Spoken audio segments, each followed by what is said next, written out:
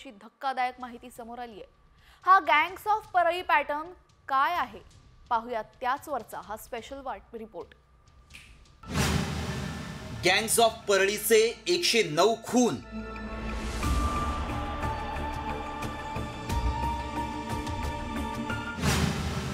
दर 3 दिवसाला सापडतो एक मृतदेह।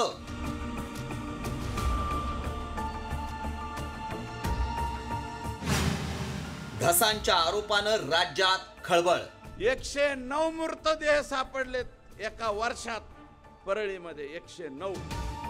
ऐकलं, सरपंच संतोष देशमुख हत्या प्रकरणानंतर परळीतली गुन्हेगारी चर्चेत आली आहे। परळी तालुक्यात दर 3 दिवसाला एक म्हणजेच वर्षभरात तब्बल 109 मृतदेह सापडत असल्याची धक्कादायक माहिती समोर आली आहे। मात्र परळी पोलिसांकडे फक्त 5 खुनांचीच नोंद झाली आहे, तर 103 मृतदेहांची ओळख पटली असून 6 जणांची ओळख अद्यापही पटली नसल्याची आकडेवारी समोर आली आहे।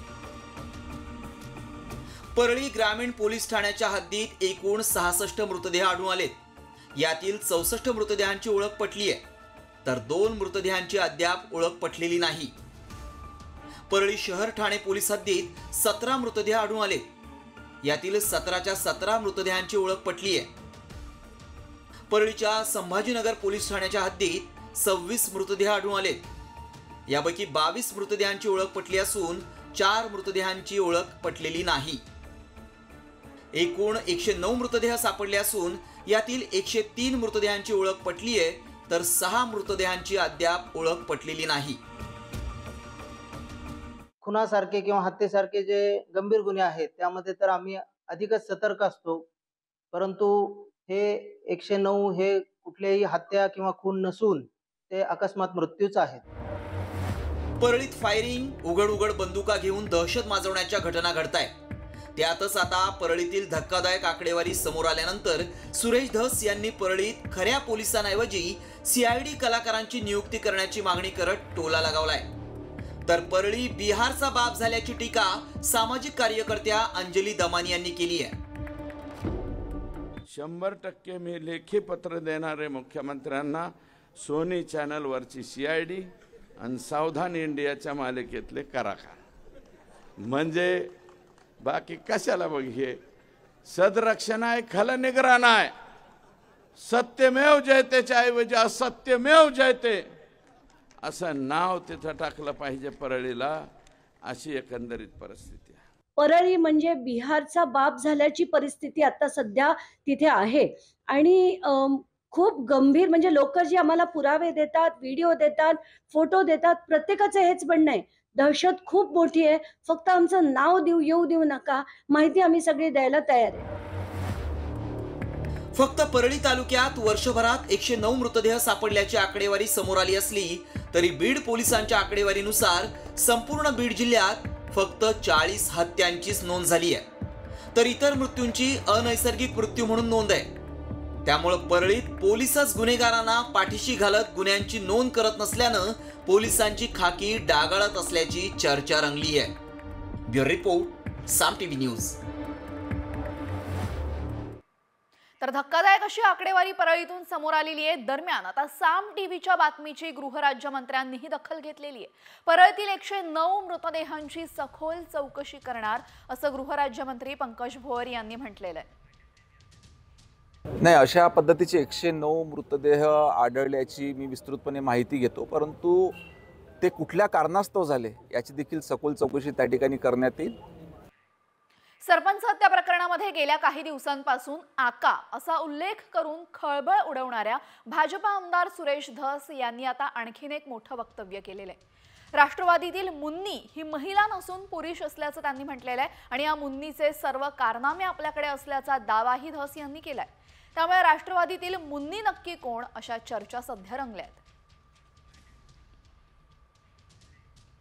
मुन्नी जे आहे, मी फक्त मुन्नीच्या बाबतीत एकच सांगतो की मुन्नी ही महिला भगिनी वगैरे नाही, ही राष्ट्रवादीतली मुन्नी ही पुरुष आहे आणि मी जे बोललोय त्या मुन्नीला 100% कळालेलं आहे, फक्त ती बाहेर आलेली नाही। मुन्नींनी बाहेर येऊ द्या, मग मुन्नी बदनाम होणे याची दक्षता तुम्ही घेताय का? मुन्नी बदनाम झालेली अगोदरच, मुन्नी बदनाम हो गई डार्लिंग तेरे लिए. ते डार्लिंग जे आहे त्याच्यासाठी मी पूर्णपणे मुन्नी बदनाम झालेली आहे. नेमकी बडी मुन्नी कोण आहे ते त्यांना विचारा. हे असले फालतू गोष्टी कोणी बोलत असेल तर मी स्पष्ट नावं घेऊन बोलणार आहे. त्याच्यामुळे त्याला विचारा कोण आहे ते. तर खंडणी प्रकरणातला आरोपी वाल्मिक कराड संदर्भात नवनवे खुलासे रोज होत आहेत. वाल्मिक कराडवर 14 गुन्हे दाखल करण्यात आले असून तरीही तो परळीतल्या लाडकी बहीण योजनेच्या समितीचा अध्यक्ष आहे. विशेष म्हणजे तत्कालीन पालकमंत्री धनंजय मुंडे यांच्या शिफारसीवरून ही नियुक्ती झाली होती. मात्र ज्या कराडवर गंभीर गुन्हे दाखल आहेत त्याला लाडकी बहीण योजनेच्या समितीचा अध्यक्ष बनवलाच कसा असा प्रश्न आता विचारला जातोय. त्याचप्रमाणे जिल्हा नियोजन समितीचाही वाल्मिक कराड हा सदस्य आहे. सरपंच संतोष देशमुख हत्या प्रकरणाशी संबंधित असलेल्या खंडणी प्रकरणातील आरोपी वाल्मिक कराड आणि धनंजय मुंडे हे धंद्यामध्ये पार्टनर असल्याचा आरोप अंजली दमानिया यांनी केलाय. त्यांचे कोणत्या कंपन्यांमध्ये पार्टनरशिप आहे, कुठे किती मालमत्ता आहे, पाहूयात त्यावरचा हा स्पेशल रिपोर्ट. कराड मुंडे धंद्यात पार्टनर. थर्मलची राख, परळी बेचिराख. दमानियांचे खळबळजनक आरोप.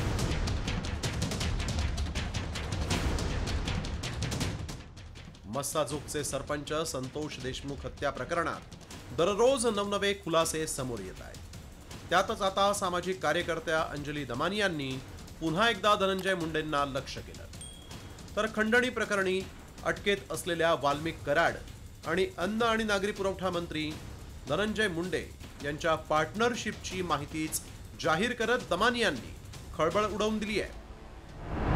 जगमित्र शुगर्सची 88 एकर 34 गुंठे जमिनीमध्ये कराड मुंडे पार्टनर. जगमित्र शुगर मिलमध्ये राजश्री मुंडे आणि वाल्मिक कराड संचालक. व्यंकटेश इंडस्ट्रियल सर्व्हिसेसमध्ये राजश्री धनंजय मुंडे आणि वाल्मिक कराड एकत्र. 2022 मध्ये कंपनीचा नफा 12 कोटी 27 लाख.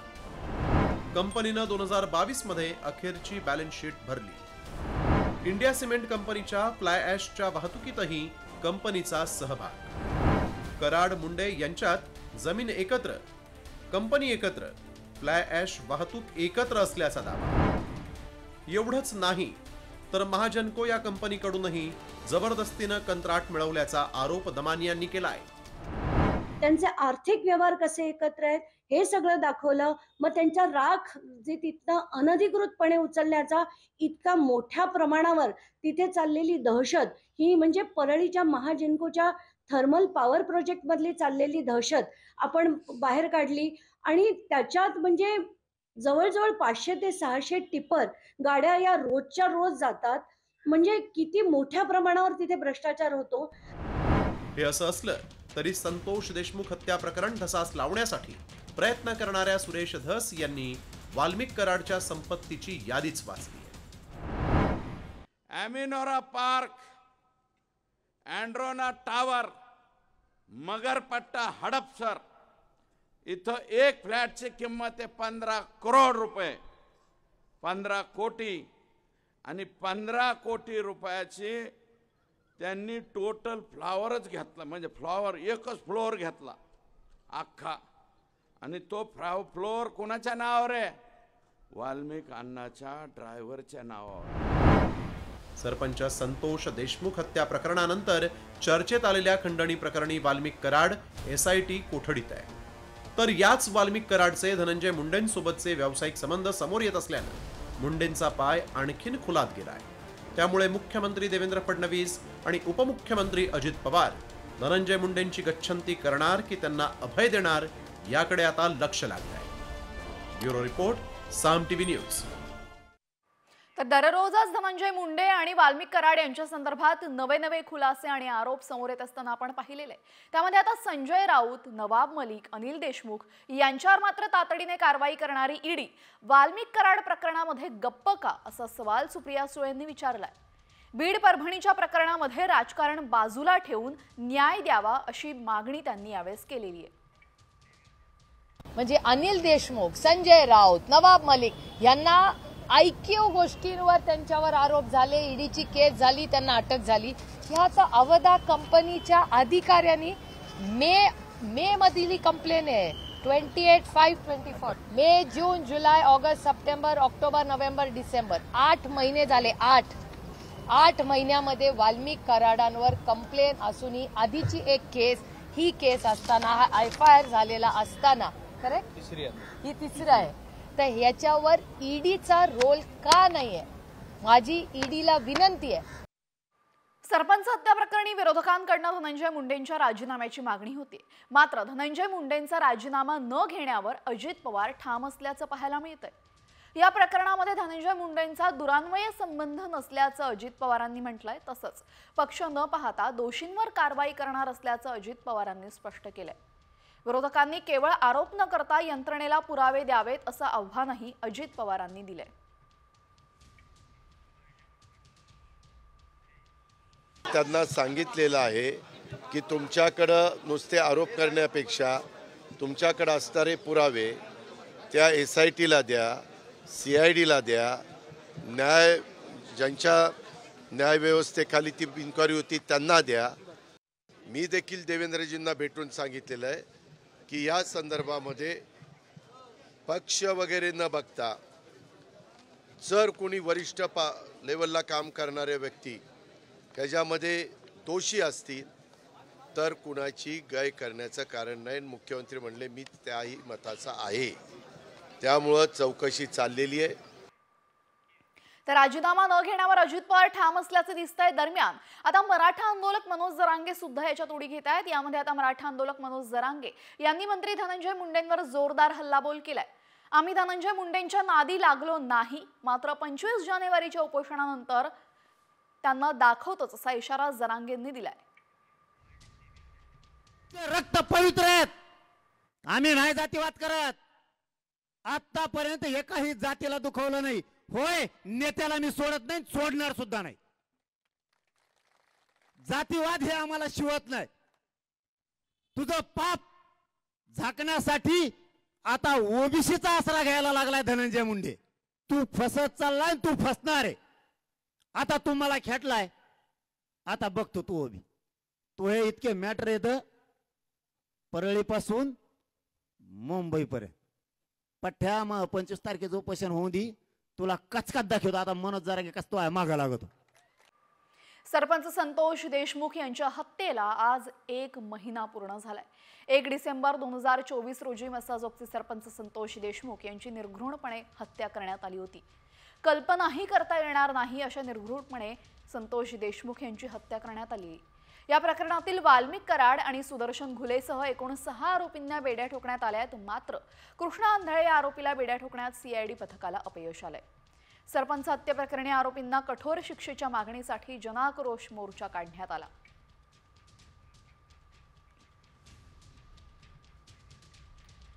दरम्यान कोण कोण अटकेत आपण पाहतोय. विष्णू चाटे, जयराम चाटे, प्रतीक घुले, महेश केदार, सुदर्शन घुले, सुधीर सांगळे.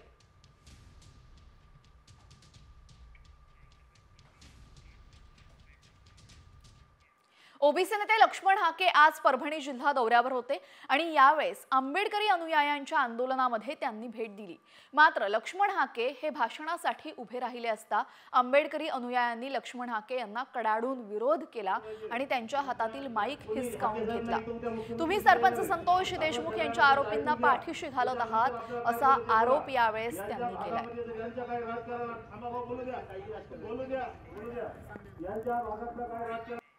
कोण करते राजकारण? राजकारणाची भूमिका कुणी घेतली? हाके साहेब आपल्याला भेटायला या ठिकाणी आलेले, त्यांचं आपण शांतपणे ऐकून घेतलं पाहिजे. त्यांचा कोणी हाके साहेब नाही तर उद्या मुख्यमंत्री सुद्धा येणार आहे. आपण सगळ्यांना त्यांचं ऐकून घ्या, त्याच्यानंतर आपल्याला काय बोलायचे बोला. यांच्या भागामध्ये जर यांच्या काही राजकारण आम्हाला बोलू द्या, बोलू द्या, बोलू द्या. यांच्या भागातलं काय राजकारण असेल यांनी तिकडे जाऊन करावं. आमच्या जिल्ह्यात कोणी इथं येऊन लुडबुड करू नये ही सगळ्याला विनंती आहे. 25 दिवसापासून आम्ही आंदोलन चालवायलो. अख्खा महाराष्ट्र आमच्याकडे बघायला. तुम्ही तुमचं राजकारण तुमच्या घरी करा, इथं राजकारण करायची जागा नाही, एवढं सांगायला. यांचे हस्तगत यांनी इलेक्शन मध्ये सांगितलं होतं बीजेपीला मतदान करा आणि हे लोक आपल्या मागे पाठिंबा देणार, ही भूमिका मांडणार, हे सरासर अन्याय आहे.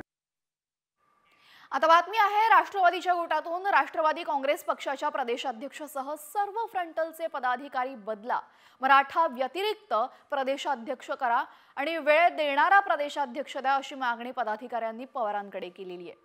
आज मुंबईमध्ये पवारांनी पदाधिकाऱ्यांची बैठक बोलावली होती आणि या बैठकीमध्ये जयंत पाटलांसमोरच प्रदेशाध्यक्ष बदलण्याची मागणी पदाधिकाऱ्यांनी केलेली आहे.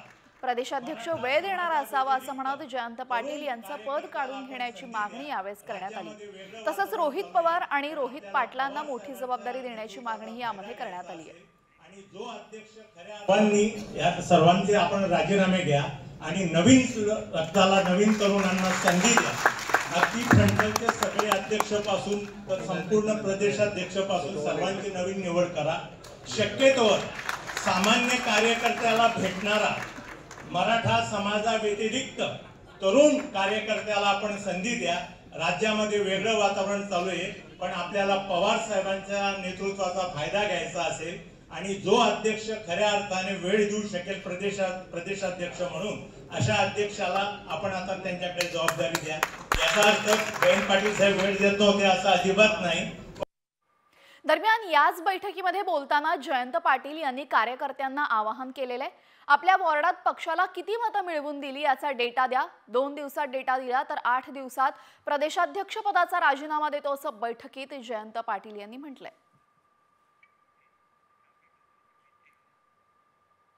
तर जयंत पाटील यांनी कार्यक्रमातच कार्यकर्त्यांना आवाहन केलेलं आहे. आपल्या वॉर्डात पक्षाला किती मतं मिळवून दिली याचा डेटा द्या आणि 2च दिवसात डेटा दिला तर 8 दिवसात प्रदेशाध्यक्ष पदाचा राजीनामा देतो. पद सोडतो पण चांगला माणूस शोधणं कठीण, त्याला पुढे आणणं अवघड असतं. जोरदार भाषण करून उपयोग नसतो, डोकं शांत ठेवून काम करायचं असतं.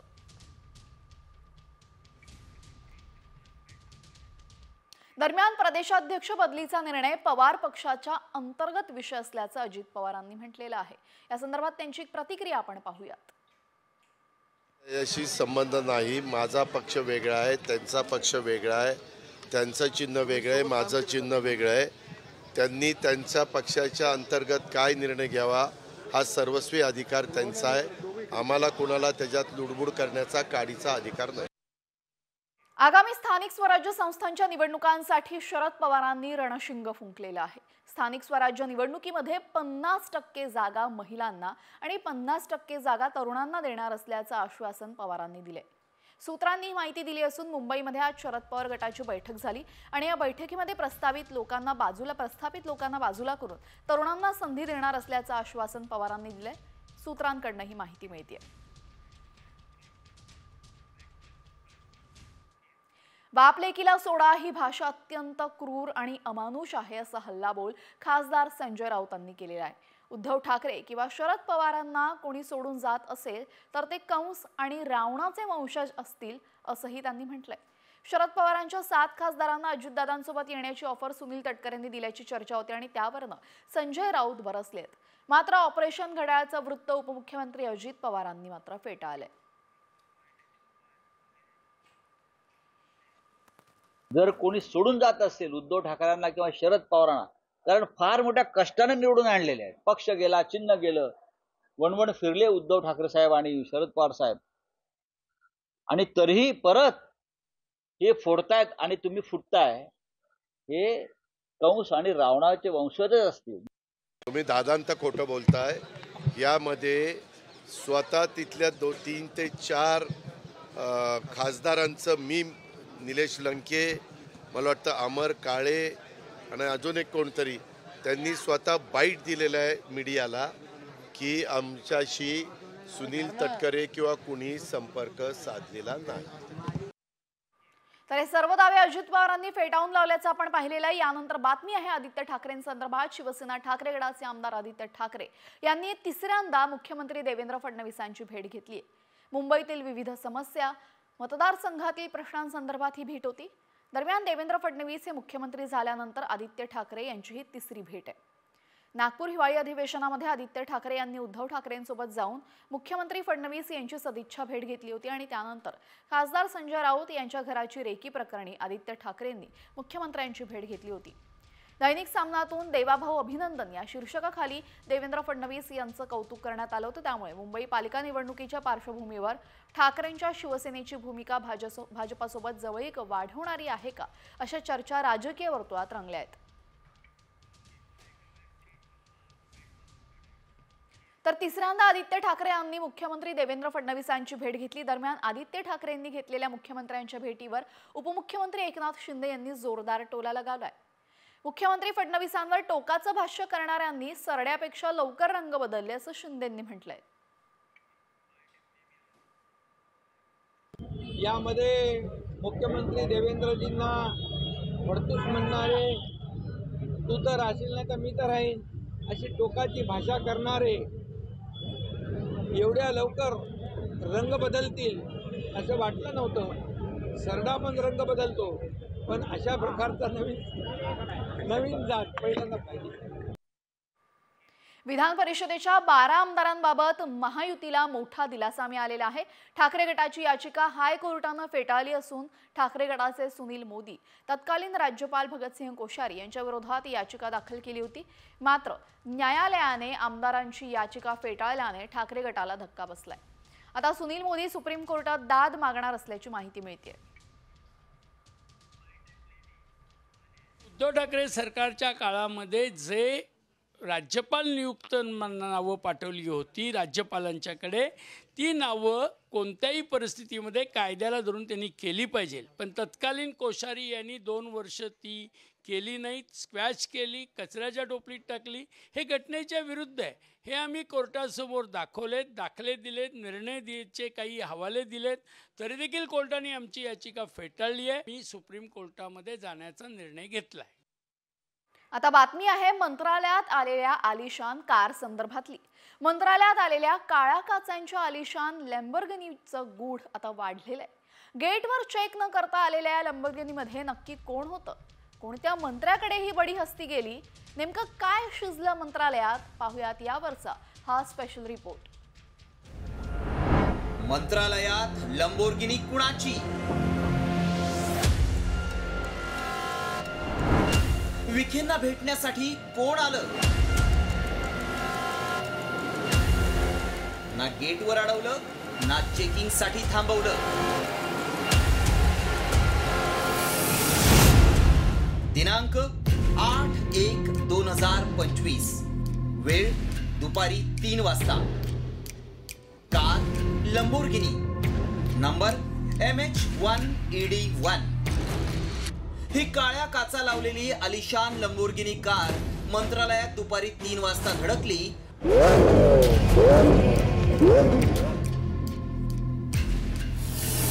मंत्रालयात आलेल्या सर्वांचंच लक्ष तिनं वेधून घेतलं, कारण सर्वसामान्य जनतेला मंत्रालयात प्रवेश करण्यासाठी तासनतास प्रतीक्षा करावी लागते। मात्र या आलिशान लॅम्बोर्गिनीला गेटवर ना कुणी अडवलं, ना चेकिंग साठी कुणी थांबवलं। त्यामुळे सर्वांच्याच नजरा या लॅम्बोर्गिनीकडे वळल्या। पार्किंग मध्ये थाटात उभी राहिल्यानंतर या लॅम्बोर्गिनीतून उतरलेल्या हस्तीचे पाय वळले ते थेट जलसंपदा मंत्री राधाकृष्ण विखे पाटील यांच्या दालनाकडे। विखे पाटलांकडे ही हस्ती 5-10 मिनिटं वगैरे नव्हे, तर तब्बल 2 तास ठाण मांडून बसली होती। त्यामुळे ही आलिशान लॅम्बोर्गिनी मंत्रालयाच्या पार्किंग मध्ये 2 तास उभी होती। जो येत होता तो या लॅम्बोर्गिनीकडे पाहिल्याशिवाय पुढे जात नव्हता, कारण पांढऱ्या रंगाची इमारत असलेल्या मंत्रालयात सगळीकडेच पांढऱ्या गाड्यांचाच नेहमीचा ताफा।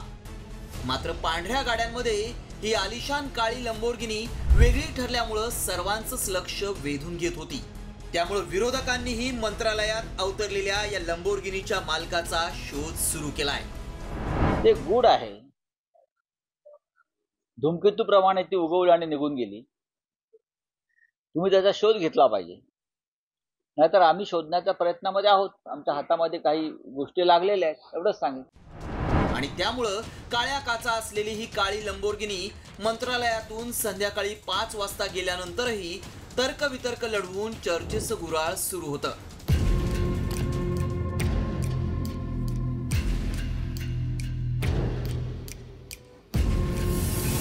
मात्र त्यानंतर ही आलिशान कार स्कायलाईन कमर्शियल ट्रस्टची असल्याची माहिती समोर आली आहे. ब्युरो रिपोर्ट, साम टीव्ही न्यूज.